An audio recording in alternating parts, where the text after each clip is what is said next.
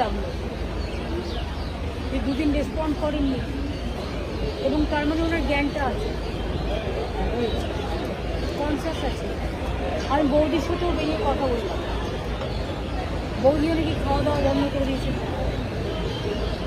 তারপর মিদনাপুরের দুটো কেস এখানে আছে, ওদের সাথেও কথা বললাম, ওদের বাড়ির লোকের সাথেও কথা বললাম। ওরা ভালো হয়ে যাবে, ওরা অনেকটাই ভালো আছে, একদম চলে গেছে।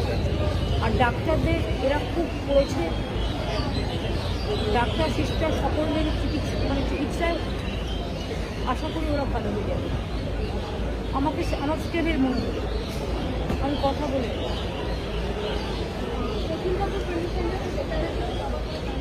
কন্ডিশন ভেন্টিলেশনে মানুষকে কখন দেয়, যখন অন্যান্য পার্টসগুলো ভালো করে কাজ করে না তখন। আর যে ওনার যে অসুখটা সেটা খুব ক্রিটিক্যাল। দুদিন ধরে তো কথাই বলছিলেন না, রেসপন্ডই করছিলেন না, এই এখন রেসপন্স করলেন। এখন ওনার মানসিক শক্তি,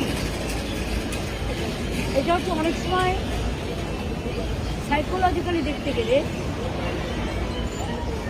মানসিক শক্তিশালী করে অনেকে পেরিয়ে আসে।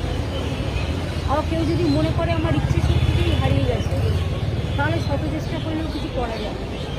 অবস্থা খুব ক্রিটিক্যাল, বাট আমি দেখেছি রেসপন্ড করেছেন, আশা করছি ভালো হয়ে যাবে। নতুনবাবু কী কিছু বললেন, অনেক কথা বলেছেন, কিন্তু সেগুলো তো আর ওগুলো বাইরে বলার জন্য।